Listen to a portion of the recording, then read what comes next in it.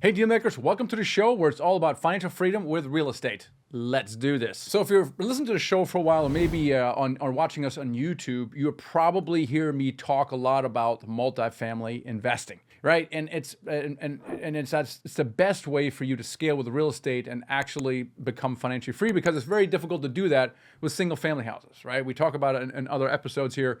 Very difficult to scale flips and rentals. Flips are a lot of work, and rentals are very difficult to scale. They don't make a lot of money. And so you can't really scale single family house investing without working a lot harder. And the main benefit of multifamily is you can. The numbers are bigger. You can outsource the management to a professional management company. And it's just a much better way to actually build wealth without having to work harder. And so maybe you do buy that, but you might not. You might be concerned about one thing, and that is you might consider multifamily being an advanced strategy. I want to talk about today, and the two objections I normally hear is, Michael, I don't have the experience yet, so let me flip or do some STRs or long-term rentals for the next 5 or 10 years, and then I will take that experience and graduate to apartments, and I'm going to save my money. Or maybe I'll use a HELOC, and then when I have enough money saved up, I will then again graduate to multifamily. The truth is, you don't need to do any of that. You can get right into apartment buildings right now. Whether you've done single family house investing or not, it does not matter. So in this episode here, in this show, I want to talk about and address those two things,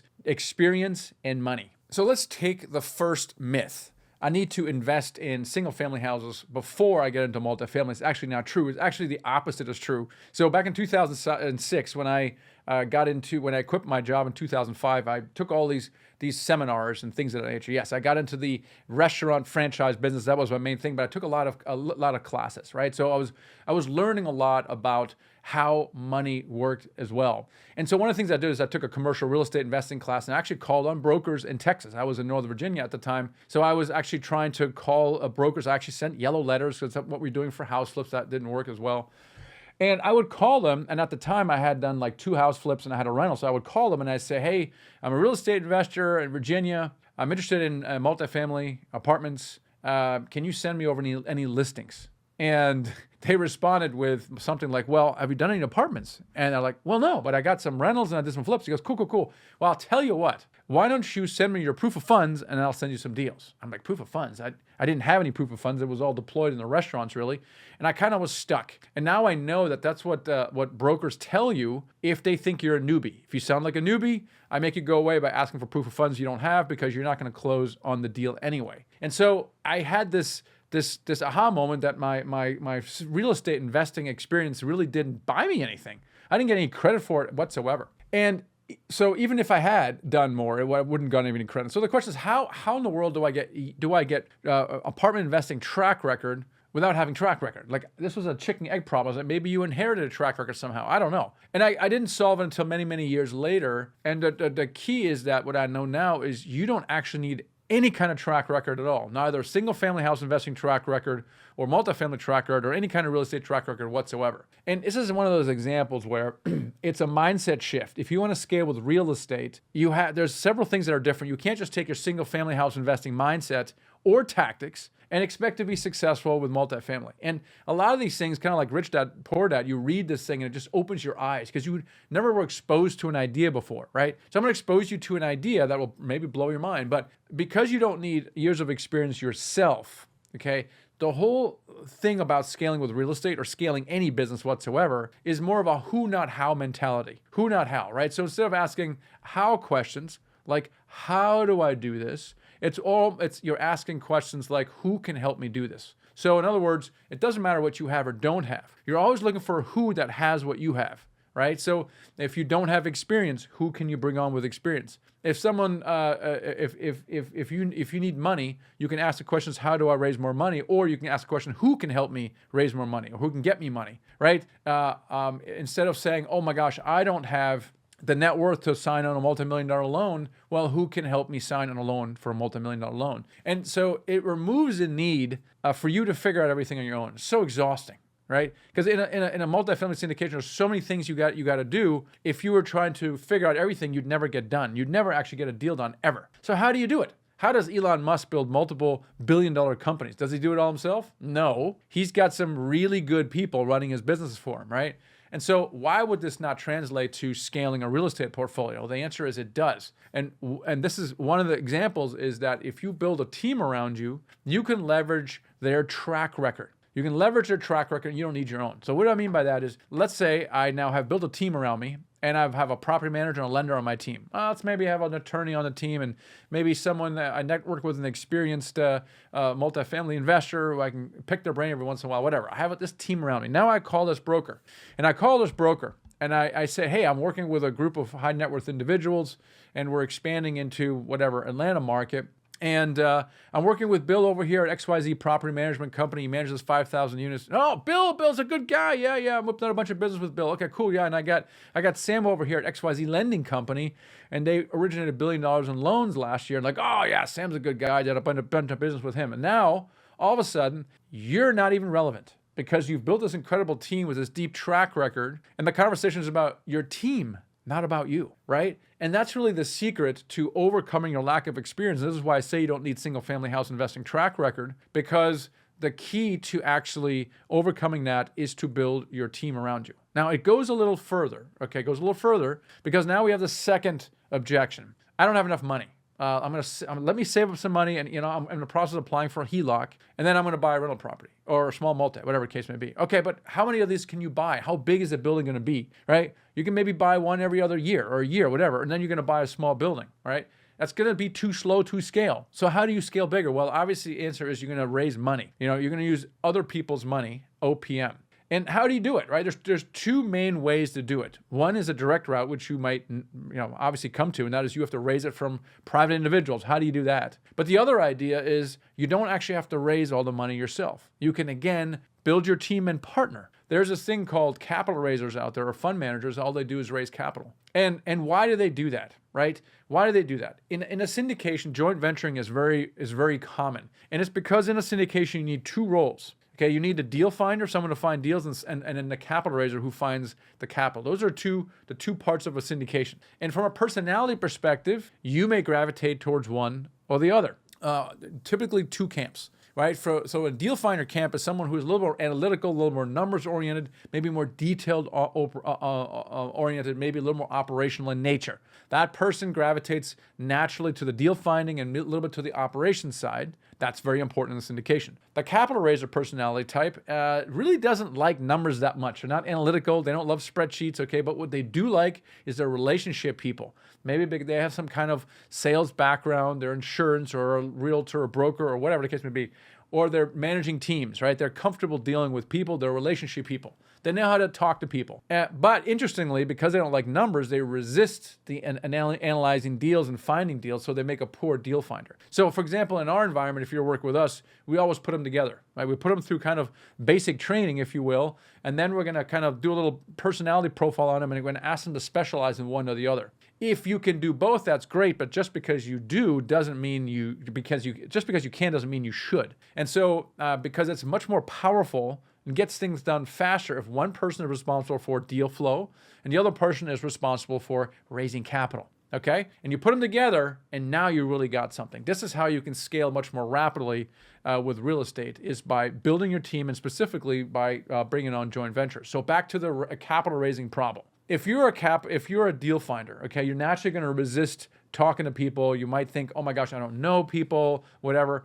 And that's okay. If you can find deals, you've got something. If you look at a general partnership and you look at a general partnership be split up, about 30% of the general partnership is for the partner or partners or people who bring in 100% of the capital. They get 30% of that. Now, if they sign on a loan, they get a little bit more. If they do a bunch of asset management, they get more. Okay. But you as a deal finder, let's say operator, you still retain 70%. So even if you were to outsource 100% of your capital raising to a partner, you would still retain 70% of GP. It's a meaningful percentage, right? So being the deal finder operator is actually a good thing because most people, a lot of people aren't prepared to do the work and do all that stuff. They'd rather just go out and network and play golf and raise a bunch of money. It's actually easier, honestly. Now, let's go back to being easier. Here's why it's easier, okay? This now is going back to how do I raise money and let me describe the process. Okay, so number one, you know now how to partner, but you're also going to have to learn how to raise money yourself. And if you're definitely more of the capital raiser person, you're going to end up raising money yourself. But how do you do it? How do you do it? Well, most people say, oh, I don't really know anyone with money, or I don't want to beg my friends and family for money. And you have to change your thinking around raising money. It's not a sales transaction. It's not like a you win, I lose kind of thing. It's actually a 100% win-win. And here's why. The reason this is important is that people who are looking to invest in real estate passively, right? They have the stock market, they invest in the stock market, then they buy some kind of rental property. It doesn't make a lot of money. These are high net worth individuals. They make $500,000 a year, and they're trying to get into real estate because they understand the benefits. They understand the depreciation, the tax benefits, the passive income, all that stuff. The problem is rentals don't produce enough income, and it's a bunch of work. So they get one or two, and they're like, man, this is for the birds. And so how do I get the benefits of real estate without having to do all the work? And you have the answer. As a deal finder operator, you can say, oh my gosh, I have the syndication. I will do all the work for you, and you will invest passively in this deal. Now, this solves several problems for them, right? Because the stock market, there's quite a bit of volatility, not over the 20, 30 years, but certainly in the short term. We're in that environment right now, a lot of volatility. Makes it difficult to make a financial plan, especially if I need to maybe pay for college. I need to get in my 529. Or I'm about to retire, I want to buy a house. I need to get at my equity. Now, if the market's down 15, 20% is a very bad time, so now I can't buy the house. That's bad. So either you don't buy the house or you don't sell equities. Either one is bad. So making the financial planning is very difficult in that way. Also, the stock market does not really pay any meaningful cash flow unless you're doing very advanced options trading with a very large portfolio and using a very small part of your portfolio. It doesn't really generate meaningful cash flow, and then you're paying too many taxes on the gains. Real estate, as these high net individuals know, solves those problems, and you can help them with those problems. The only thing that's required is information. You have to educate them because people are unfamiliar with syndications. So someone who is looking for alternative investments like real estate, and you say, hey, my gosh, how's the stock market treating you? Like, oh my gosh, and hey, you know what? I've been getting into real estate. It's pretty cool. He goes, yeah, I want to get in real estate too. Did you know you can actually invest passively and get the same benefits, but you don't have to do all the work? They're like, what? How is that even possible? And now they're leaning in. You're not selling them. You're not manipulating them.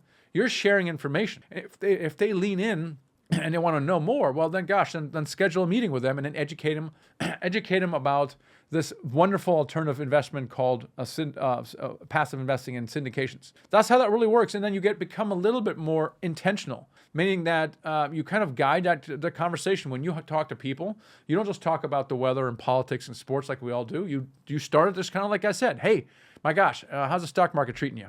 Right? Or I'm just curious, what kind of stuff are you investing right now? It's really hard to find a good investment right now, right? Or you say, hey, you're not going to believe it. I'm getting into real estate investing, apartments. It's really cool. I've learned that, blah, blah, blah, blah, blah. So guide the conversation more towards investing versus just shooting the breeze. Number one, if someone is interested, then set a meeting, right? Set a meeting and explain to them how real estate and syndications work. Now, obviously, that requires that you know how they work, so you have to get your education somehow. Right? We'd love to work with you, obviously, on that, but there's other ways that you can get information on how syndications work that you can explain to an investor. And then you stay in touch with them.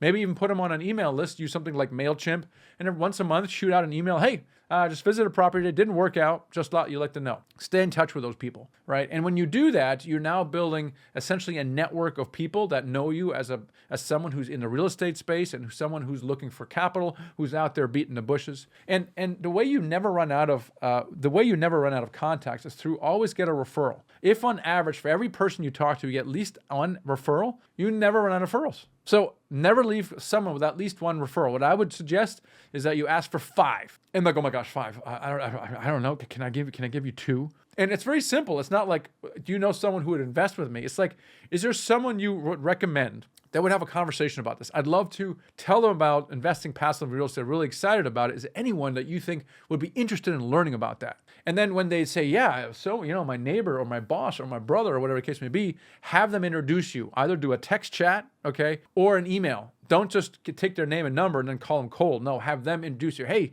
Sam's a good guy. Had a conversation. He really taught me a bunch of things I didn't know about real estate investing. It's really cool. I think you guys should connect. I'll let you take it from here. That's what you want. And then you can raise $500,000, $1 million, $2 million this way. I mean, we had one of our mentoring students, her first raise was $4 million. She didn't go on social media or LinkedIn or anything like that. She raised it just like this, person to person. You can raise a lot of money in this way. And it's not rocket science. It's just staying systematic and educating people around you, getting referrals, and really just spreading the information that you've gathered. So this is really the secret to overcoming that second thing, is raising capital. And so that's how you do it. And this is why most people don't even entertain the idea of getting in a multifamily, because of these two things. I don't have the experience; it's too advanced, and also I don't have the money. Right, so it's too experienced, it's too advanced. I need track record. I don't really know how to do it. The thing is, you don't need the track record, and the I don't know how to do it thing is these are all tactical questions. They're very easily learned. You can learn a lot of stuff on our YouTube channel, or even if you go check out our book on Amazon. Right? Now, would it help to have someone looking over your shoulder to make sure you're not making a big mistake? Well, yes. Then you might want to take a look at our mentoring program. But the end is there's a lot of things you can do very quickly to learn about the tactics, the technicalities of a syndication. They're easily learned, right? So hopefully I want to remove some of that. Obviously, there's a lot of things here to cover, but those are the two things that what you think are actually the truth in your mind that's holding you back are actually not real at all. You can overcome them very easily. All right, a great next step. If you want to learn more about an apartment investing, you probably have a lot of questions. We have you can go online and get the book on Amazon, Financial Freedom with Real Estate Investing, but it's 10 hours of audio. If you only have an hour, I kind of condense everything down in something called Apartments 101. It kind of gives you a really good introduction into the whole world of apartment syndications, kind of how they work, and should answer a lot of the questions that you have. So find the link to that. It's somewhere here near this video, and maybe in the description, or maybe in the video itself. So check it out. Apartments 101 is probably a great next step for you to find out more about getting into apartment investing. Catch you next time.